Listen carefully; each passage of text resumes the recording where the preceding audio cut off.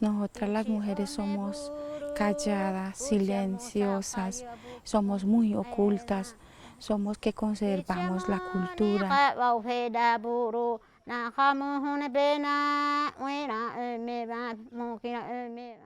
Nosotras nos volvemos mayor de edad a partir de los 10 o 12 años en nuestra cultura y podemos conseguir esposo, es decir, hacer una familia.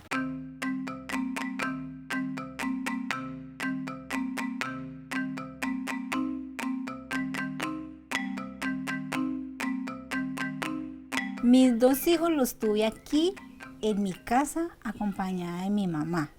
Y la niña también la tuve. ¿Por qué? Porque nosotros, la tradición es de guardarle la placenta de la mujer y guardarle el corte del ombligo. Yo lo tuve pues así en la mano de mi mamá, no con las parteras. Las tuve, mi mamá me dio unas plantas, mi mamá me dio muchos consejos. Mi mamá hace lo de ella, enseñarme a mí qué es hacer una buena partera, cómo tener sus hijos en la casa. Y yo la tuve, la primera niñita que tiene 22 años, luego los de 16 años, y todas son niñitas de edad, pero yo nunca no las practiqué la mutilación de niñas.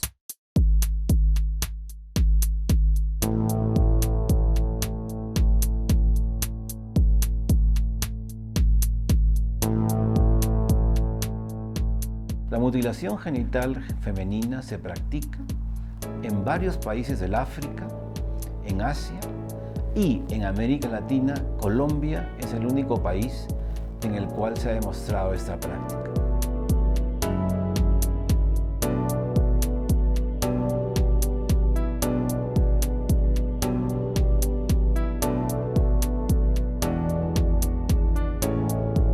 La práctica se tenía como una enseñanza que a las parteras les habían dado sus abuelas. Pues lo que decían las mayoras en el tiempo que pude trabajar con ellos así acompañando con los talleres, lo que decían era que lo hacían porque a las niñas que se le crece esa cosa como un pene.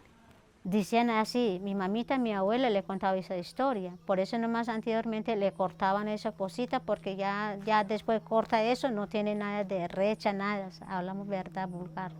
Y entonces uno solo marido es que toca tener hasta que se muere. Para que las mujeres no sean brinconas, que tenía que ser fiel a sus maridos.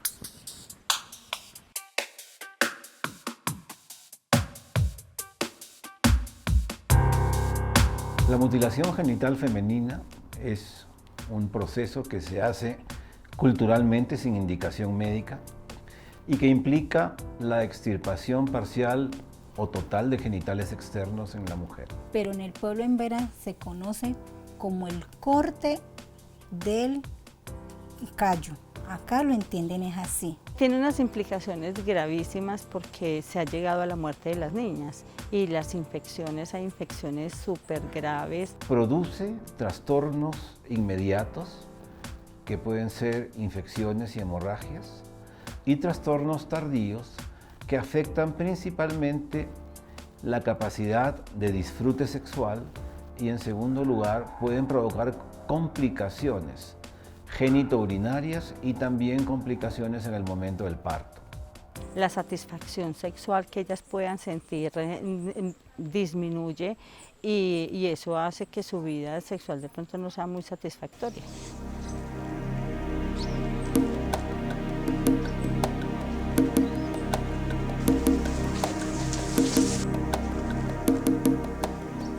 Bueno, esta práctica de la curación llamado para nosotros es una historia para el pueblo en Vera, descubierto en el 2007 en el resguardo Jitodo Cabo, municipio de Pueblo Rico, Risaralda. La historia nos dice que una niña fue llevada al hospital de Pueblo Rico con una infección genital muy mala y muere. Y salió por todos los medios de comunicación.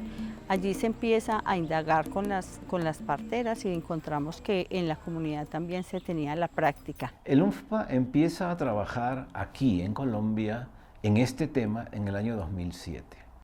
que se dice a nivel internacional, en otros países. Esto de la curación también se hace en otras partes. ¿En dónde?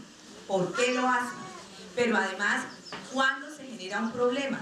Donde empezamos una labor con las comunidades emberas, principalmente en Risaralda, el ICBF y otras organizaciones, como la organización indígena ONIC, principalmente para, en base a un proceso de diálogo y reflexión, se logre la concientización sobre lo nociva que es esta práctica y sobre las consecuencias que puede dar en nuestras niñas y mujeres. En ese mismo momento entonces conformaron un equipo de mujeres, porque es el tema de mujeres, y ahí empezamos a trabajar las mujeres en Buenas, de Pueblo Rico y Mistrató, Bienestar Familiar, Naciones Unidas y los derechos humanos de las mujeres, y empezamos a hacer talleres por territorios. Pues en el 2008 lo que se hizo con UNFA fue, primero pues a las lideresas, ya les tocó que ir a cada vereda, porque son 36 veredas en cada municipio, a ir a cada vereda casa por casa a preguntar a las ancianas, a las mamás sobre el tema. Y al principio nadie quería responder porque esto era algo vergonzoso, hasta para ellas mismas era vergonzoso, y alguien que tocaba ese tema, ellas, mejor dicho, se enojaban hasta que ya. Y fue muy difícil, y empezaron a hacer eso, entrevistas así en las comunidades. Se hizo talleres en las comunidades, se hizo talleres con profesores, se hizo talleres con jaibanas y parteras, se hizo talleres con las mujeres. Y también capacitación al personal de salud de estas zonas, con un enfoque intercultural. Y se empiezan a tomar medidas por parte de ellas mismas, quienes plantean que ellas van a empezar a atender los partos, y que le van a decir a la familia que si ellos le practican la ablación no es responsabilidad de la partera, es responsabilidad de la familia, de la abuela, de la mamá, si en caso de que la niña aparezca con la curación. Y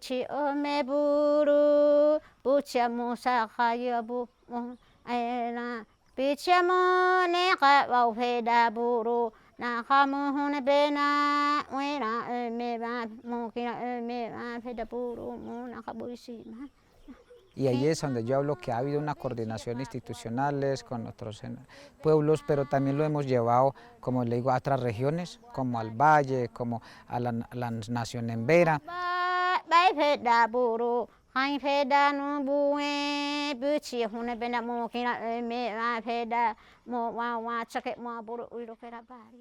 El tema de la mutilación genital femenina en el Valle del Cauca, realmente nos venimos a enterar como organizaciones indígenas y como dirigentes y líderes más o menos en el 2002, 2003, a partir de una práctica que se le hace a una niña de un cacique indígena, y la niña tuvo mala experiencia, y es que quedó como infectada y se enfermó, y el cacique denunció ante el Consejo de Justicia del resguardo indígena Cañón Río Garrapatas en el vereda del Batatal. Aquí en mi resguardo no se hace ya, porque ya se les ha enseñado a las compañeras, a la adulta mayor, de que hacer eso es algo pues que no se debe, porque tiene algo que de pronto si la niña le pasa algo, ella puede ir a la cárcel, y es algo que es innormal para una niña, a pesar que venga de la tradición.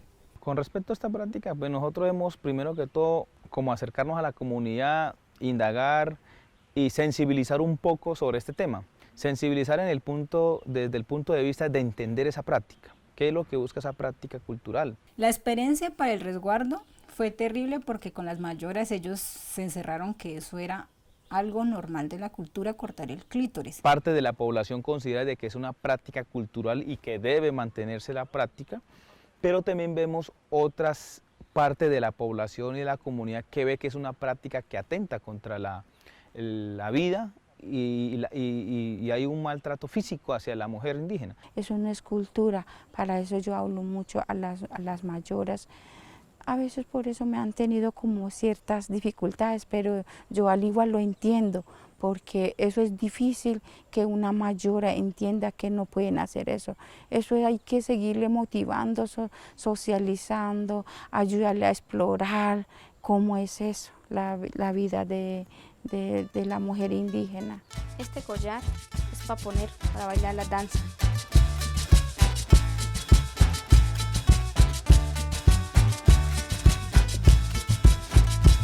la oportunidad que yo tuve en el Cañón de Garrapata, que es una comunidad muy leja, que están en su centro cultural, pues yo que pude estudiar allí, en ese primer acercamiento pude ver de que esto es una práctica que algunos hombres no tienen conocimiento. Solamente era algo oculto que se hacía entre la mayora, la mamá de la bebé y nadie más, ni porque eso no puede ni saberlo ni el papá. Pero también vimos de que en algunos casos los esposos o las tenían algún tipo de conocimiento con respecto a esta práctica. Hemos detectado que los hombres son básicos dentro de toda la educación y la formación de la familia. El hombre en vera tiene una autoridad muy fuerte dentro de la familia. Lo hemos descubierto en algunos talleres que hemos hecho y vemos la necesidad de que ellos participen y de empezar a formarlos y a fortalecerlos a ellos. Igualmente a los jóvenes. Porque muchas veces siempre dice, hacemos un taller de mujeres, ¿cierto? Y nos hablan el tema de mujeres, solamente a mujeres, ay, mire que nosotros tenemos derechos, que nosotros tenemos que dejar respetar nuestro cuerpo, que nosotros tal cosa, pero nosotras, bueno, nosotros la entendemos, si ahora vamos de los hombres, ellos no lo van a entender, ellos no lo van a ver de esa manera. Entonces yo pienso que acá la idea es de dar los talleres tanto a hombres y a mujeres.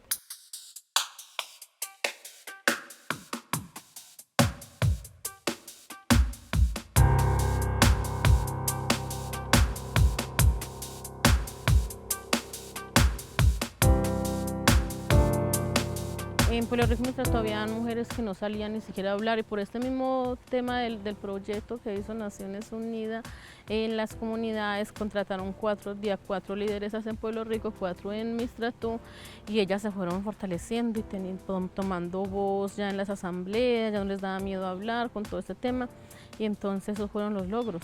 Primero porque se volvió un tema común, donde lo hablamos en asambleas, los gobernadores, ya lo hablan en la educación, es decir, ahí vamos avanzando lo que no se podía hablar.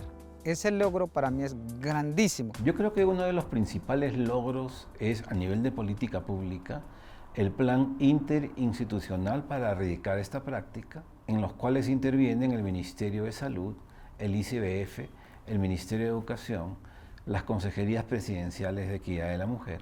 Y lo más importante es que no solamente es erradicar esta práctica en las comunidades de Risaralda, sino en todo el país. Yo creo que primero tendríamos que crear un modelo de salud, con un enfoque diferencial, con un enfoque intercultural. ¿Y eso qué implica? Que este tema ya de manera muy puntual tiene que ver con un programa de salud sexual y reproductiva. El Fondo de Población de las Naciones Unidas está comprometido con la Agenda 2030, es decir, el cumplimiento de los Objetivos de Desarrollo Sostenible, una de cuyas metas es la erradicación de la mutilación genital femenina en el mundo. Esperamos que para el 2030 no haya ninguna niña, que no haya ninguna mujer que sufra esta práctica nociva. Me gustaría que las compañeras vayan motivando que no la pueden tener esa práctica, que nosotras mismas como mujeres no podemos maltratar a nuestras criaturas, a nuestras niñas, que vayan formando como deben ser, como Caraví nos mandó a este mundo. Nosotros luchamos por la vida humana. Nadie tiene derecho de asesinar.